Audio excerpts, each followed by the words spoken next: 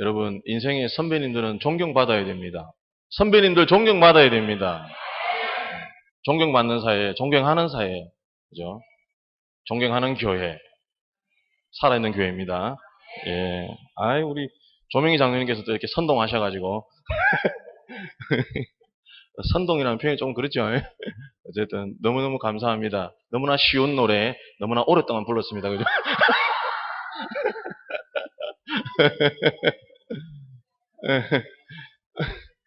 지금 벌써 다 이렇게 주무시려고 지금 표정이 다들. 주일 오후 예배 설교가 제일 힘든 것 같습니다. 왜냐하면 설교하는 본인도 잠 오거든요. 눈이 지금 벌써 반쯤 풀려가지고 지금. 그죠?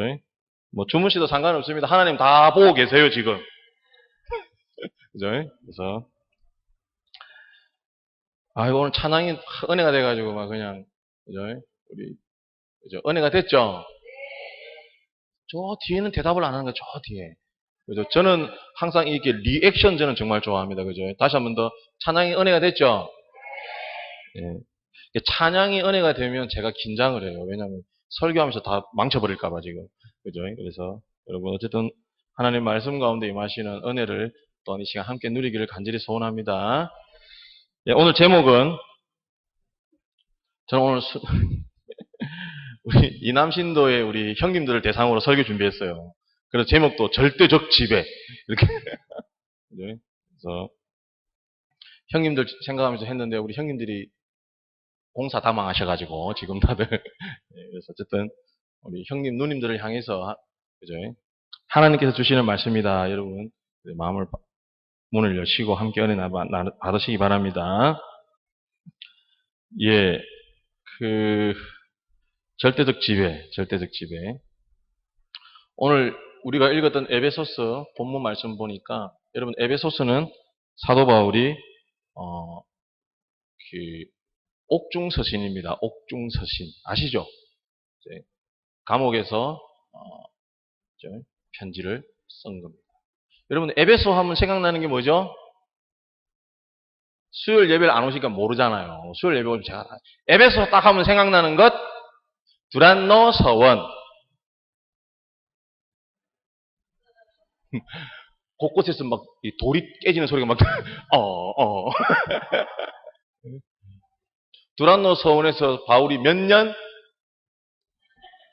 정답을 가르쳐 주는데 2년 동안 에베소에서 복음을 전파했습니다. 지금 제가 계속해서 사도행전 강의해 오면서 에베소를 지금 하고 있습니다.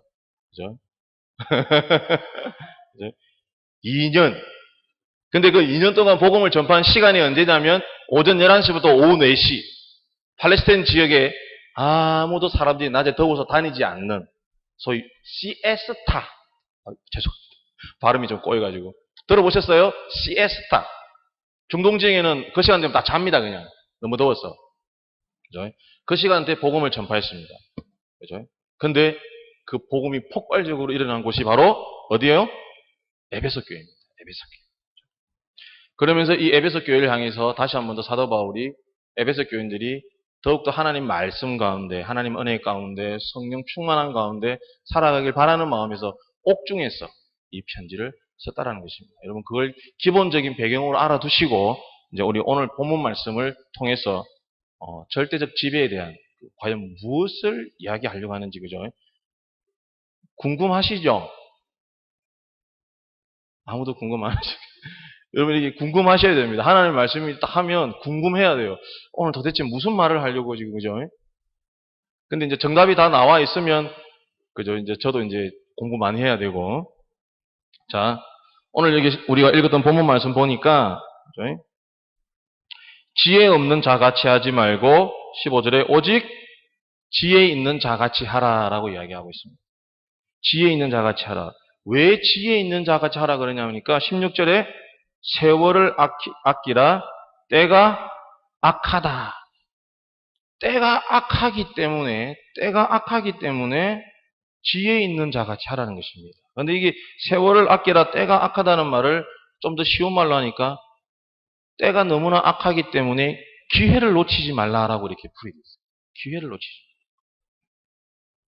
그냥 단지 세월을 아끼라는 말이 아니라 기회를 놓치지 말라라고 이야기합니다. 오늘 이제 이 부분 말씀을 얘기하려는 것보다 뒤로 넘어갑니다. 그래서 그러므로 어리석은 자가 되지 말고 오직 주의 뜻이 무엇인가 이해하라. 주의 뜻이 무엇인지를 이해하라는 것입니다. 때가 악하고, 그죠? 기회를 놓치지 않기 위해서 주의 뜻이 무엇인지를 이해하라는 것입니다. 그러면서 이제 오늘 우리가 읽은 본문 말씀 중에 가장 키워드, 키 센턴스입니다. 그죠? 가장 중요한 문장이 뭐냐면 말씀이 18절입니다. 우리 18절 다 같이 한번 읽어보도록 하겠습니다. 시작.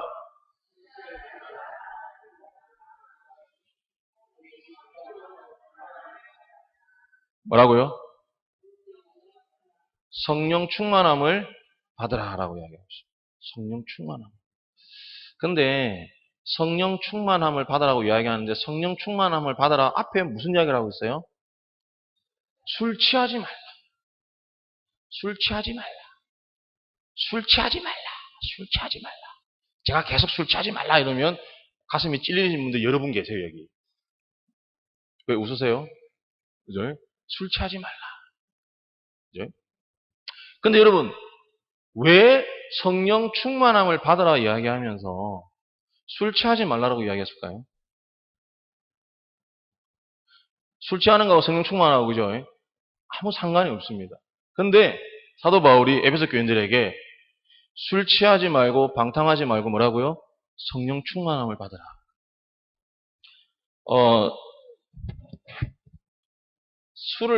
술에 취한다는 이 헬라어 말이, 그죠? 제가 이렇게 적어 놨는데 좀 발음이 어려워가지고 좀 보고 가겠습니다. 그죠? 메티우스 캐스테.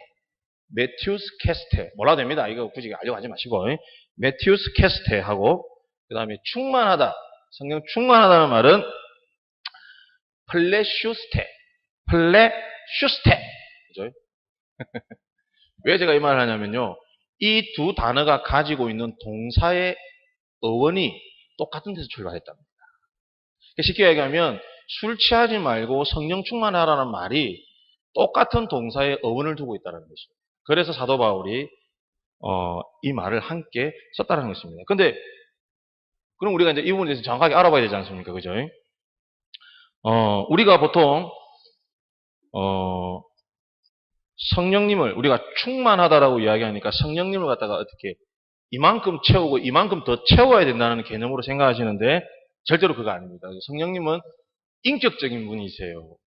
성령이 이만큼 찼으니까 나는 요만큼 못하니까 더 채워야 된다 이런 개념이 아닙니다. 성령님은 우리를 어떤 분이라고요? 인격적인 분이십니다. 그죠? 그러면서 충만하라 라고 이야기하고 있습니다. 자, 그러면 이제 본격적으로 이 두 부분이 어떻게 공통점을 이루고 있는지 한번 찾아보도록 하겠습니다. 여기 혹시 술을 잘 드시는 분 손 한번 들어주시기 바랍니다. 전부 다 순간적으로 그죠? 저는 술 절대로 못 마십니다. 아무도 아멘 안 하시네요. 그죠? 여러분 저는 술을 절대로 안 마십니다. 저는 거룩한 사람이기 때문에. 여러분 우리가 술을 마시면 왜 취하죠?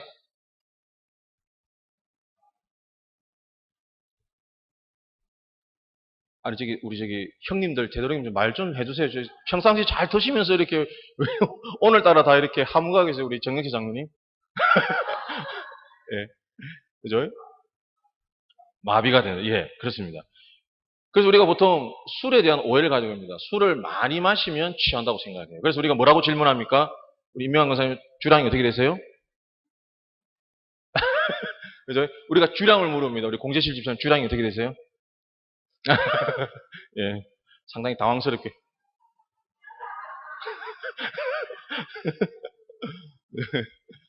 여러분 주량이 어떻게 되세요? 저는 전혀 못 마십니다. 근데 우리가 술을 많이 마신다고 취하는 게 아니에요. 왜 그렇죠? 술이 가지고 있는 알코올 성분 때문에 그렇습니다. 알코올 성분. 이 알코올 성분이 우리 몸에 들어가가지고 어디요?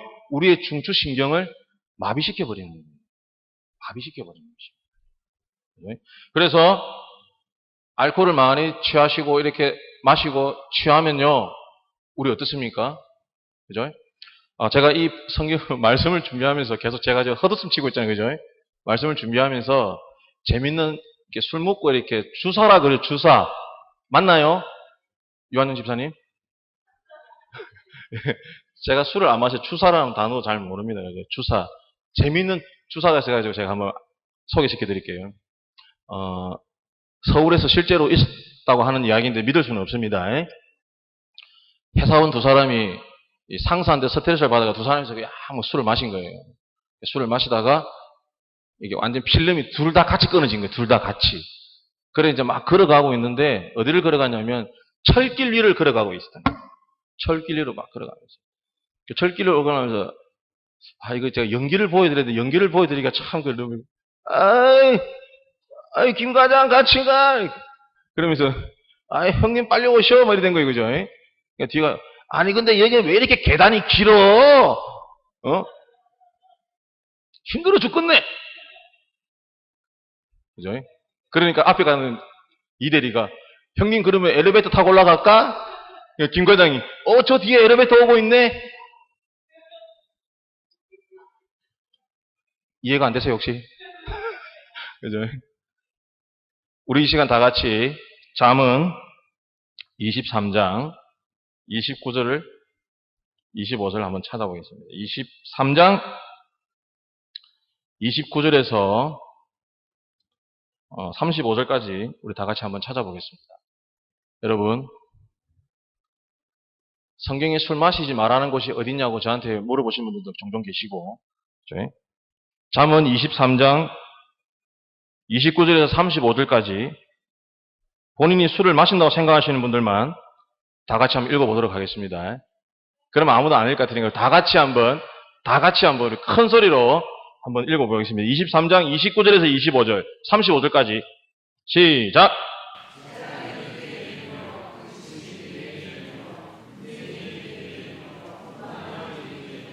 까닭 없는 상처가 네게 있느뇨? 붉은 눈이 네게 있느뇨? 술에 잠긴 자에게 있고 혼합한 술을 구하러 다니는 자에게 있느니라. 포도주는 붉고 잔에서 번쩍이며 순하게 내려가나니 너는 그것을 보지도 말지어다. 이것이 마침내 뱀같이 물 것이요 독사같이 쏠 것이며 또 내 눈에는 괴이한 것이 보일 것이요 내 마음은 구부러진 말을 할 것이며 너는 바다 가운데에 누운 자 같을 것이요 돛체 위에 누운 자 같을 것이며 내가 스스로 말하기를 사람이 나를 때려도 나는 아프지 아니하고 나를 상하게 하여도 내게 감각이 없도다. 내가 언제나 깰까 다시 추를 찾겠다 하리라. 아멘. 여러분 이 말씀을 읽어보셨습니까 혹시? 술 취해가지고 술 마시고 술 취한 사람들의 모습을 성경에 이렇게 적나라하게 보여주고 있습니다. 남이 나를 때려도 아픈 줄 모른대요. 그죠? 여러분 사도 바울이 오늘 에베소 교회를 향해서 술 취하지 말라라고 이야기하고 있습니다. 여러분 이 술이 가지고 있는 가장 중요한 포인트가 뭐예요? 우리 인간을 지배한다는 것입니다. 알코올이 들어가서 우리의 중추신경을 마비시키면서 술이 우리를 뭐요? 지배한다는 거예요. 바로 이 개념을 사도 바울이 에베소 교회들에 이야기하고 있습니다. 사도 바울은 그들에게 술 취하지 말고 어떻게 하라고요? 성령 충만 받으라는 것입니다. 그 성령 충만 받으라면 무슨 말이에요? 성령의 절대적인 지배를 받으라는 것입니다. 여러분 사도 바울이 오늘 에베소 교인들에게 하고 싶은 이야기가 성령의 충만함을 받으라. 이 말은 성령의 지배를 받으라는 것입니다. 성령의 지배를 받으라는 것입니다. 나의 모든 삶, 나의 모든 아주 디테일한 구석구석 한 부분 한 부분까지 뭐라고요? 성령의 지배를 받으라는 것입니다. 세상 것의 지배를 받고 세상 것의 지배를 받는 것이 아니라 어디요? 성령의 지배를 받으라는 것입니다. 성령의 지배를 받으라는 것입니다. 그래서 술 취하지 말고 성령 충만하는 이런 구조를 이루고 있는 것입니다. 성령의 지배를 받는 것입니다. 세상 것의 지배를 받는 것이 아니라. 그런데 여러분 오늘 이 본문 말씀에 술 취하지 말고 그 다음에 뭐라고 기록되어 있습니까? 방탕하지 말라고 방탕. 정말 이 사도 바울 이 표현 능력은 그죠? 표현 능력 정말 대단한 것입니다. 이 소위 방탕하다는 말, 그죠? 아소티아라는 말입니다. 아소티아라는 말은 허비하다, 낭비하다라는 말입니다. 뭐라고요? 허비하고 낭비한다는 것입니다. 우리가 보통 방탕이라고 그러면 먹고 마시는 걸로 생각합니다. 그러나 사도 바울은 여기서 방탕을 먹고 마시는 것에 국한시키지 않고 무슨 이야기를 하냐면요. 성경에 보면 가장 세월을 낭비한 정확한 흔적이 나옵니다. 그게 어디냐면 신명기 1장 2절에 나와 있습니다. 신명기 1장 2절. 다 같이 한번 이것도 한번 찾아보겠습니다. 신명기 1장 2절. 신명기 1장 2절. 우리 다 같이 한번 찾아보겠습니다. 신명기 1장 2절. 신명기 1장 2절. 259쪽입니다. 다 같이 한번 읽어보겠습니다. 시작.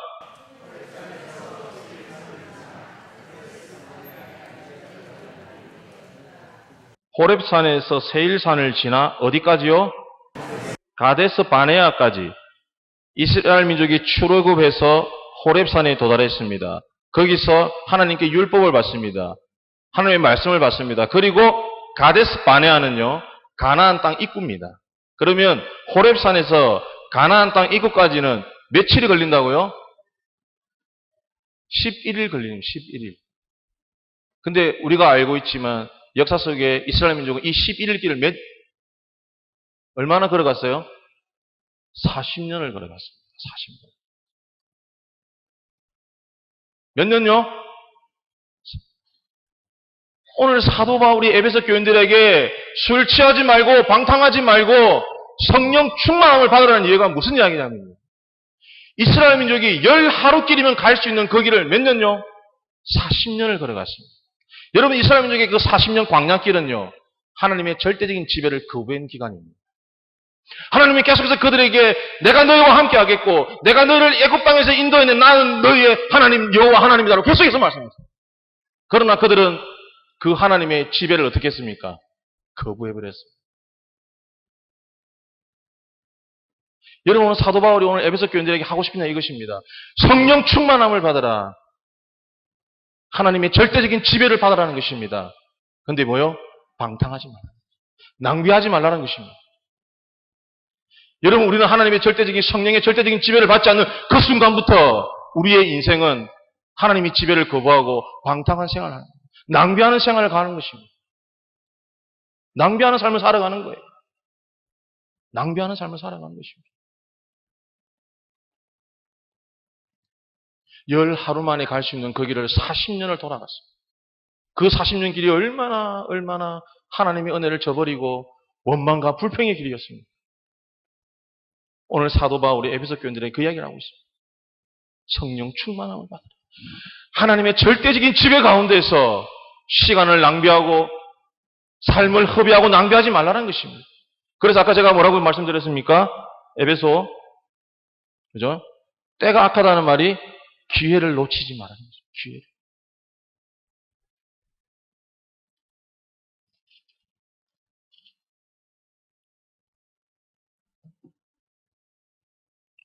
우리는 세상 가운데에서 하나님의 지배를 잊어버릴 때가 너무나 많습니다. 성령님의 강한 절대적인 지배를 우리가 놓치고 살 때가 너무 많습니다. 여러분 그 순간 우리의 삶은 전부 다 낭비고 전부 다 허비입니다. 의미 없는 삶을 살아가는 거예요. 그 순간부터. 그래서 사도 바울이 에베소 교인들에게 간곡히 말하면서 19절부터 21절까지 우리 다시 한번 더 읽어보도록 하겠습니다. 19절부터 21절까지 에베소서 5장 19절, 20절, 21절 다 같이 읽어보겠습니다. 시작. 신령한 노래들로 서로 화답하며 너희의 마음으로 주께 노래하며 찬송하며 범사에 우리 주 예수 그리스도의 이름으로 항상 아버지 하나님께 감사하며 그리스도를 경외함으로 피차 복종하라. 이렇게 이야기하고 있습니다. 사도 바울이 오늘 에베소 교인들에게 하나님의 절대적인 지배를 받은 사람들은 어떤 모습을 보여줘야 되느냐. 첫 번째 19절에 시와 찬송과 신령한 노래들로 서로 화답하며 너희의 마음으로 주께 노래하며 찬송하라 라고 이야기하고 있습니다. 저는 이 부분을 이렇게 영어 단어를 세 가지를 한번 정의를 해봤습니다. 이 부분을 찬양으로 한번 몰아가 볼까 생각을 했어요. 프레이즈. 찬양으로 가볼까 생각했는데 다시 말씀을 깊이 묵상하다 보니까 이 말씀을 다시 한번 가만히 보면요. 관계입니다. 관계.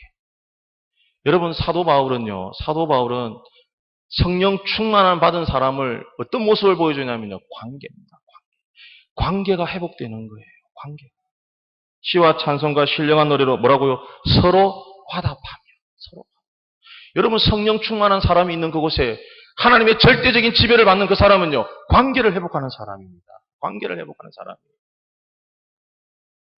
성령의 충만함을 성령의 절대적인 지배를 받지 못하는 사람은요. 관계를 브로큰하는 것입니다. 깨는 거예요. 그러나 성령의 절대적인 지배를 받는 사람은요. 어떻게 해요? 관계를 회복하는 것입니다. 여러분, 이 부분을 저는 도전 받으셔야 됩니다. 여러분, 성령 충만하다는 것이 그냥 공짜로 주어지는 게 아니에요. 그냥 공짜로 주어지는 게 아니라고. 하나님은 그를 통하여서 관계를 회복하시길 원하는 거예요. 우리의 세상은 어떻습니까? 관계가 다 무너져가고 있습니다. 타자와의 관계가 아니라 가정의 관계마저도 무너져가는 세상을 우리가 살아가고 있어요. 하나님은 관계를 회복하시길 원하시는 것입니다. 성령의 절대적인 지배를 받는 사람은 어떤 사람이라고요? 관계를 회복하는 사람. 그리고 두 번째, 빨리 마치겠습니다, 이제. 두 번째, 범사의 우리 주 예수 그리스도의 이름으로 항상 아버지 하나님께 감사하라. 이렇게 나와 있습니다. 감사하다라고 제가 생각해요. 그래서 appreciation이라는 단어를 제가 한번 생각해 봤습니다. 그러니까 땡큐가 아니라 appreciation이라는 단어가 있습니다. 그래서 제가 이 부분을 찾아보니까 그런 의미가 있더라고요. 감사를 하는데 깊은 이해를 가지고 감사를 한다라는 의미가 좀 가지고 있는 것 같아요. 제가 제대로 찾았는지 잘 모르겠으면 여기 우리 영어 쌤도 계시고 이렇게 영어를 찾으시면 되죠. 깊은 이해를 가지고 뭐라고요? 감사하는 거예요. 여러분, 우리가 하나님 앞에 감사할 때요. 깊은 이해를 가지고 감사해야 됩니다. 하나님의 은혜, 하나님의 그 사랑, 하나님의 그 축복에 대한 충분한 이해가 있는 사람이 어떤 사람이라고요? 감사할 수 있는 것입니다. 어떤 상황 속에서요? 내가 죽음의 골짜기를 걸어갈지라도 하나님께 감사할 수 있다는 것입니다. 나의 환경이 좋아서, 그냥 내 상황이 좋아서, 그냥 내가 가지고 있는 게 많기 때문에 감사하는 것이 아니라, 내가 어떠한 상황이 있더라도, 내가 어떠한 곳에 있더라도, 하나님께서 나를 향하신 그 사랑, 그 은혜, 그 축복을 내가 이해한 사람은 어떻다고요? 하나님께 감사할 수 있는 것입니다. 하나님 감사할 수 있는 것입니다. 여러분, 이런 사람들이 어떤 사람이라고요? 성령의 절대적인 지배를 받는 사람. 성령의 절대적인 지배를 받는 사람. 그리고 세 번째, 그리스도를 경외함으로 피차 복종하라 이렇게 나와 있습니다. 그죠? 서브밋이라는 말이 나와 있습니다. 그래서 저는 이걸 조금 바꿨습니다. 서브밋 말고 서브미션이라는 말이 또 있습니다. 복종하다는 말이 있습니다. 서브미션. 그죠? 앞에 서브를 빼면 뒤에 뭐가 남아요? 미션입니다. 여러분, 우리가 하나님 앞에 절대적으로 복종하고 성령의 절대적인 지배를 받는 사람을 통해서 하나님은 당신의 미션을 수행하신다. 여러분, 이게 하나님의 은혜입니다. 이게 축복입니다. 내가 하나님 앞에 복종하지 못하고 성령님의 강한 인도하심에 내가 복종하지 않으면 그의 삶은 무의미한 것입니다. 하나님은 절대로 그를 통하여서 무슨 일도 하지 않습니다. 왜? 이해를 못하는데 어떻게 그 이해를? 하나님 앞에 어떻게 해요? 서브미션에 복종해야 돼요. 성령님이 우리를 강하게 역사하실 때 우리는 성령 앞에 무릎 꿇어야 돼요. 성령의 절대적인 지배를 받아야 돼요. 한번 마무리 한번 지어보겠습니다. 첫 번째 뭐였습니까? 관계입니다. 성령의 절대적인 지배를 받는 사람은요, 하나님은 그 사람을 통해서 무너진 관계를 회복하십니다. 그리고 두 번째 뭐였습니까? 감사하는 것입니다.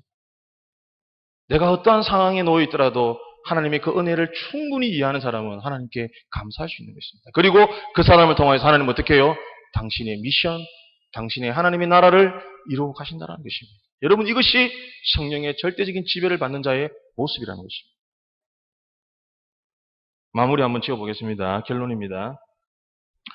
서울에 가면 목동 제일교회라고 있습니다. 목동 제작교회 말고 목동 제일교회 김성근 목사님께서 쓰신 삶을 리모델링하는 7가지 법칙이라는 책이 있습니다. 책방에 가가지고 그냥 제가 집었습니다. 집고 읽었습니다. 읽고 은혜가 돼가지고 샀습니다. 그냥. 책을 많이 보시는 우리 성관교회 여러분 되시길 바랍니다. 아무도 아멘 안 할 줄 알았습니다. 제가. 그죠? 김성근 목사님이 주신 삶을 리모델링하는 7가지 법칙에 보니까 재밌는 이야기가 나오고 있더라고요. 왜냐하면 제가 바닷가 사람이라 생선 이야기가 나와요. 생선 이야기. 우리 김종석 권사님 낚시 잘하시는데 한번 제가 자문을 구했어야 되는데 자문을 못 구했습니다. 이렇게 나와 있습니다. 여러분 우리가 바다 생선을 먹으면 회를 드시잖아요. 회 혹시 못 드시는 분 계세요? 술 드시는 분들은 거의 다 회 다 드실 텐데 그죠? 논리는 술로 가는 겁니다. 여러분 생선회를 드시면요. 살아있는 생선을 회를 뜨면요. 짠맛이 나요 안 나요?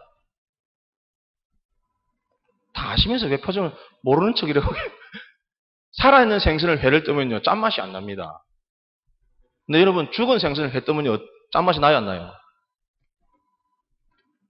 아버지 목사님 우리는 바다가 아니라서 잘 모르겠습니다라는 완전히 이런 그죠? 여러분 살아있는 생선은요. 회를 뜨면 짠맛이 안 나요. 그게 무슨 말입니까? 생선이 살아있기 때문에 바다의 그 엄청난 소금들을 다 방어해낸다는 거죠. 그래서 우리 부산에서는 그걸 뭐라고 이야기하죠? 내자로 사회학적 용어가 있습니다. 뭐라고요? 살아있네. 살아있네가 되는 거예요. 죽은 생선은요. 그 소금을 그대로 다 받아당겨요. 그래서 죽은 생선을 해 뜨면요. 짠맛이 나요. 제가 마지막으로 왜 이 말씀을 드리겠습니까? 성령의 절대적인 지배를 받는 사람은 살아있는 사람입니다. 세상의 그 조류들이 나를 덮칠지라도 과감하게 다 걷어내는 것입니다. 어디 네가 감히 나를 지금. 그러나 죽은 영혼들에게는요. 세상의 모든 세파들이 다 들어.